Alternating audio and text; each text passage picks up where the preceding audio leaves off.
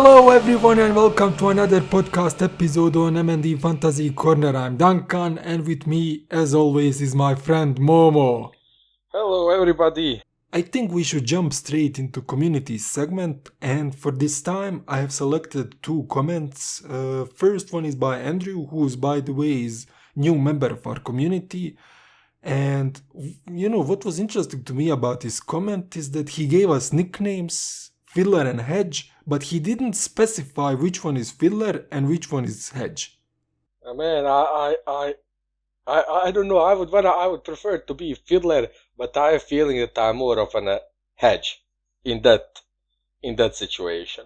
Thing is, this reminded me of that game, and I think in this game you and me had ship, and I think that you were Fiddler on the ship because that was the ship that was killing everybody, Yes. and I picked Tank. Yes. And I put him as a hedge. Yes. We had, and then Duncan, of course, made his cleric name Discaral Pust, of course. Yeah, that was my main. Oh, by the way, man, I was watching first episode of That House Gates of that other podcast, 10 Very Big Books, Yes, and they yes. did. And man, oh my god. So I wish actually they were before us with podcast, because then I would know some of the probably biggest mispronunciations that we do. Iskaral Pust. Why are we saying Pust? Apparently it's... Actually, that makes sense, to be honest. Yeah, they are pronouncing it Iskaral Pust, and I think that makes sense. And another thing is, but I'm not sure on this one, but they pronounce not Fener, but I think something like Fenir. That doesn't maybe make sense, but...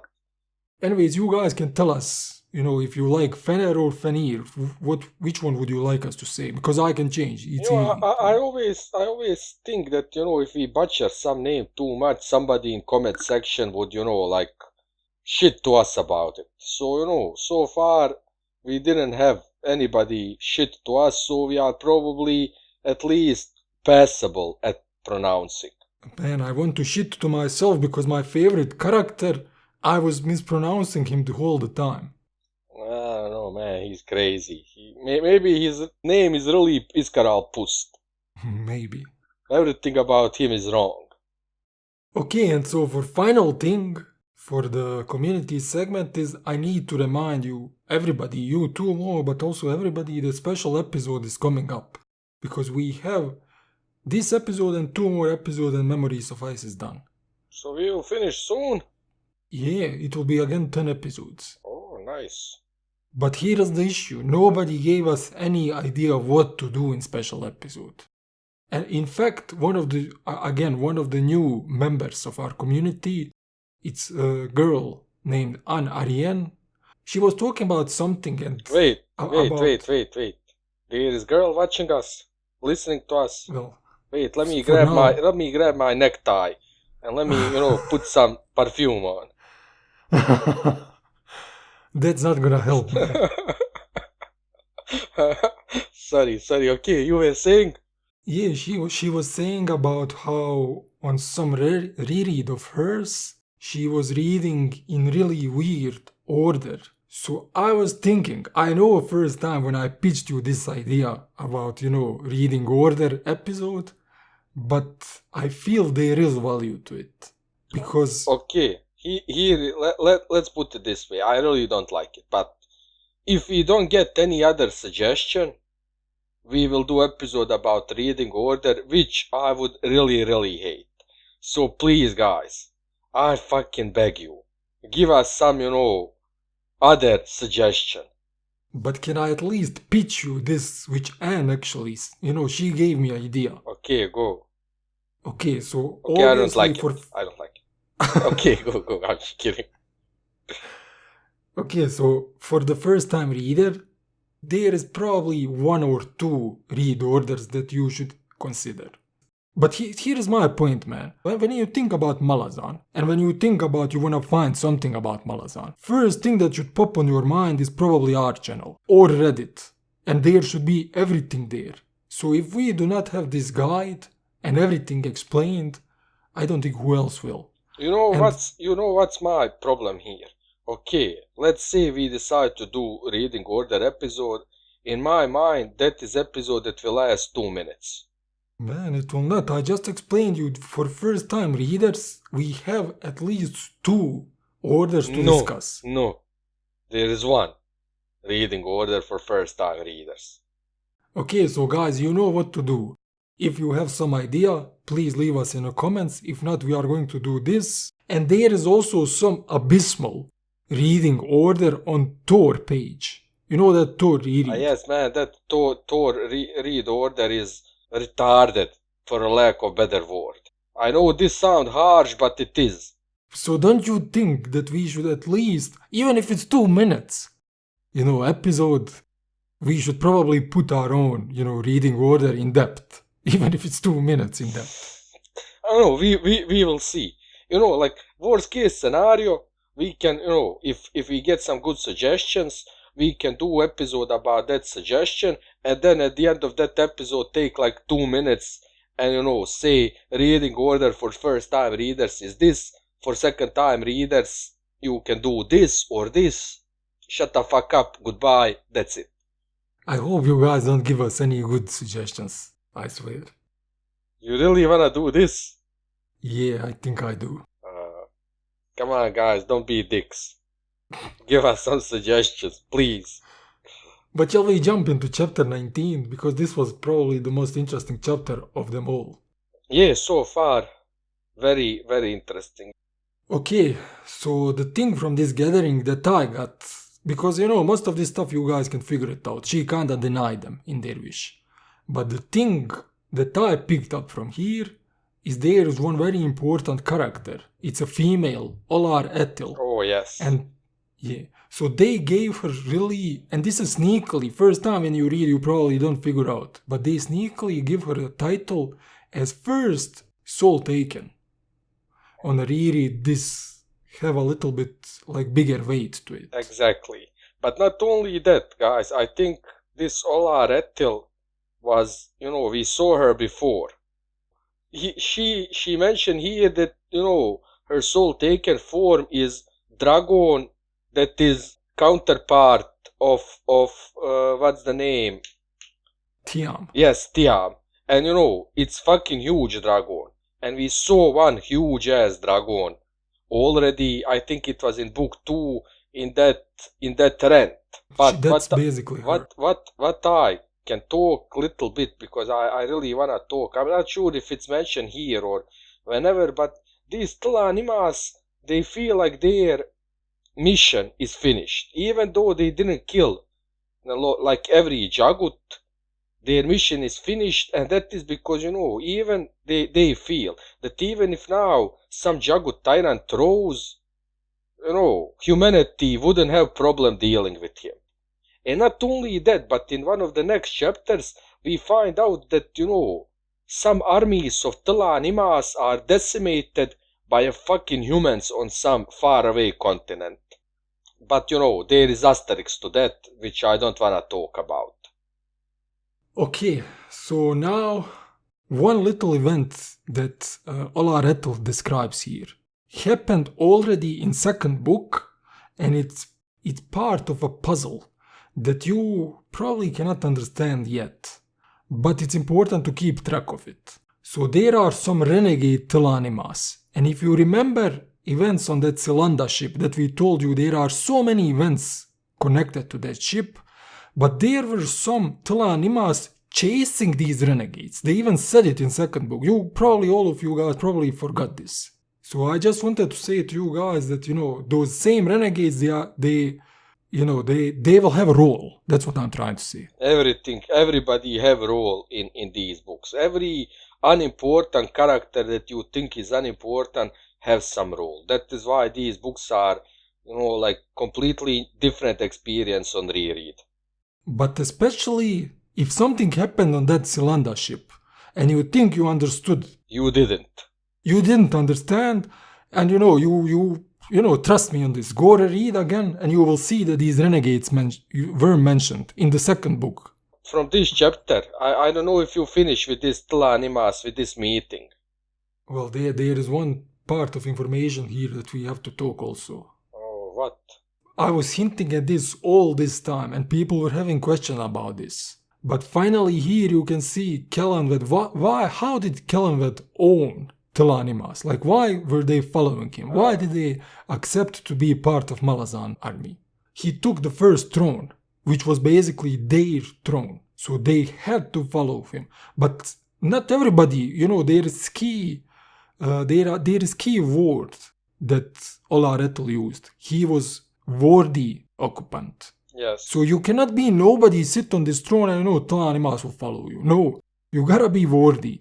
And that means that, Kellan, but we know that he's badass and he's epic, but he's definitely worthy. Yes, but point is you need to fucking find this throne. Sit on this throne. But let me ask you this. If I sit on that throne, would they follow me? I don't think they would even pay you any attention. Come on, man. Like you would be some prop.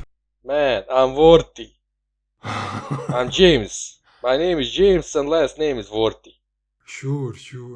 But yeah, now bigger question is, why the hell did he then choose Shadow? But, we cannot talk about that too much. But I think with this we finished kinda with this part. And, from this chapter I also wanna talk little bit about Anomander Rake and Whiskey Jack. Conversations between two of them kinda always break my heart, man. Because, what Anomander did here, and how Whiskey Jack misunderstood it. And when he realized, what kind of burden Anomander took upon his shoulder always, and that he only tried to kinda help him, it kinda broke my heart a little bit. But these are the reasons, why people, in my opinion, consider Memories of Ice, always on top of their lists. Yes, because this book is full of these type of scenes. Great people who are, kinda always trying to take burden on themselves instead of, people around them. But here is something that was very interesting to me here. And I want you guys, this is like not important, but I just want you guys again to try to think in this way. So here is my question to you. And Momo, you play the, community here. Okay. So we witnessed another fight of Anomander. And how long did it take for him to break Tanaskauri? Very, very short. Like, it took him 1 page. Now remember, guys, from book 1, when he was fighting that demon, how long did that fight last? Longer. It was longer, but it also felt like 2 pages maybe max. Yeah, but it was, little bit harder than this fight. But now remember Siege of Pale. And who was opposing Anomander Rake there? Who was his main obstacle in that fight? Teishran. What happened with Moonspawn in that fight? Yeah, it was damaged. It was damaged and he had to retreat. And then later, we figured out there was a lot more behind that. But my point here is, guys, from all these fights, you can figure out that this human, basically, mage, that he's extremely powerful. And it's not written here. Nobody tells you that. But just from deduction, from thinking, you can figure it out. Yes, but when you mention that, you know what is even scarier? Yes. When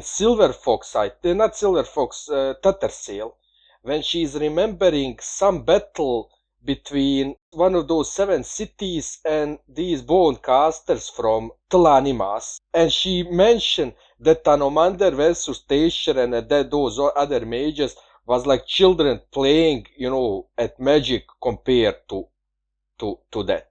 And that is the scary part, man. Here's my issue with Tattersail is I don't know how much he can be trusted. Because here, I don't know in which chapter, but here we have basically the official version of Teisher and of that Siege of Pale. And finally here it's revealed that according to him it was Nightchill who was the betrayer and he had to kill her and stuff. But there are mistakes, there are holes here. Man, yes, I think we pretty much talked everything about that in episode 2, but I really like this side of that story because it makes sense. There are still holes, but I can see that Nightchill, since we now know that she is Elder God and she wanted to get sword of Anomander, and that fire mage was suspicious of her. She needed to get him killed. Everything kinda clicked. But there are, I remember, you find some things that don't click. I agree with you. It's it's good explanation. But I just want, because in that episode we said, because we are doing this show for the first time readers, we said spoilers alert and for them to not to listen. So I just want to tell you one detail that is 100% wrong. So basically he said that Taishran only hit Nightchill after she took out Acaronis. And now go back, and this is one of the first chapters in Gardens of the Moon, read it. It was actually Nightchill who died first, only then Acaronis died. So, either we cannot trust Tattersail, maybe she was confused, or Taishran lied, or simply, Erikson made a little mistake. That's possible. Everything of those is possible, but for me, really, I remember when I was reading that Tattersail was like, she was shell-shocked. She was lost. She didn't know what the fuck is going on. So I really didn't, I really think it's very possible that she, is not misremembering things, but she's misremembering the order of things. That's definitely possible, but we went in depth in the episode 2 of Guardians of the Moon podcast, and I listened to this episode maybe some months ago, and we sounded so ridiculous, man. I swear to you, we were so nervous and confused. Man, it was our second episode ever, so, we probably that there is difference in quality now and, back then, so, but really, guys, if you still have questions about that fight, I think we did fairly good job speaking about all of that in episode 2, so I really don't wanna, waste precious time rehashing it all again. Okay, so now shall we go to chapter 20? Yes, but before we start chapter 20, I wanna say that there is scene with Nightchill, Tattersail, but she's threatening, Silverfox, sorry, she's threatening Quick Ben, and man, what Quick Ben do? I don't remember. He just smiled, man. He smiled and he's looking at her like, challenging her. This fucking guy, man, he's crazy. I don't think, there is any challenge that he would back down from. That is why I really, really love him. There is value to trying at least to get this idea, guys, through your head, because now it's third book and we already talked about Tage and we talked about Krupp, we talked about Quick Ben. All of those little things, like how they are powerful, how they are challenging the gods and all these, greater races, it should tell you something. That humans are coming. We are coming. Yes. Whether you like it or not. Yes. And finally in this episode, my favorite goddess is revealed, guys. Polial? No, Jess, the mistress of weaving. Who? Jess, the mistress of weaving, she's mentioned. I don't even know who that is. Man, it was mentioned in sentence that, that there is some, like, mistress of weaving, goddess of weaving. You know what is weaving? Knitting, yeah. Yes, and her name is Jess. Man, I always miss those jokes. Man, it's such a retarded name. First of all, man, when you say Jess, you know that it's goddess of something very stupid. Jessica! Imagine there's somebody named Jessica and here it is. No, I'm sorry, I apologize. If we just offended our only female viewer right now, if her name is truly Jess, I'm really, really sorry. Don't stop listening to us. I don't know how we got to this from chapter 20, but shall we go back to tracks? And before, again, I wanna mention another thing. Okay. Man, Corbal and his friend are having a really bad week. First they tried to rush this Anaster and they got whooped. Then Quick Ben came and he whooped their ass. And then they came and started shitting to Picker, and Picker and Blend fucking owned them. Oh yeah, but later somebody else whooped their ass. Who? When we get to chapter 21. But it's really not their week, but now we can go to important things. Well, here's the thing, man, from chapter 20. Pretty much all of this chapter, in my opinion, was just kinda rehashing and, making every character kinda up to date with what happened. Because I honestly feel that we talked about almost everything in the first 7 episodes of this podcast. Kinda, but very important thing, Keruli is fucking cruel. And this dude is apparently very... He doesn't have flair for giving names. Can you guess what I wrote first here that I want to say? What? Cruel Keruli. Yeah. We are same, man. Man, I think I gave couple of hints, couple of episodes ago that, this Keruli is very bad with coming up with fake names. And, now, if you didn't get the joke, now you should get it. True. Another thing that you guys should notice, that this Hammer of Brood is kinda heavy. Oh, yeah. Oh, but that scene was so painful. I don't want to ever read it fucking again. Snap her wrists, man. I swear, man, when that happened, I grabbed my wrists like, oh shit. This is why this book for me will not be in the top 5 for sure. Because it's so disgusting. So many of these disgusting scenes. And this was great scene.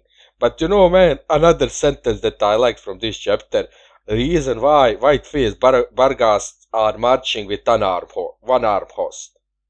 Because their leader and their gods like Whiskey Jack's sense of humor. That is why they wanna go with them. And that's all. That's all, enough. Man. That should tell you something. I don't know why, but it was funny to me. Yeah. And that's pretty much all that I got from chapter 20. Shall we now jump to chapter 21? Yes. Okay, so here I wanted, a lot of people have their own interpretation of what Painter and the Toad represent. Because, clearly they are kinda, I don't know, they are out of place, definitely characters. But I don't know, what was your impression, or maybe do you want Mine? I didn't have any impression, I just read it. And I thought it's a little bit strange that there is talking frog, but I was like, okay, there is talking frog. I don't give a fuck. I didn't dwell on some symbolism there, to be honest. Thing is, there, not really symbolism, but like, for example, how those females were trolling. They show Dujek as some, conqueror. They make picture that does not exist. They are trying to enlarge what he is. But they were clearly trolling. It was jokes. Yes. Because Dujek would never accept something like that. Well, basically, there is something that is kinda true, and I think every historian knows this, that basically all old text and pictures, you should guys take them with grain of salt.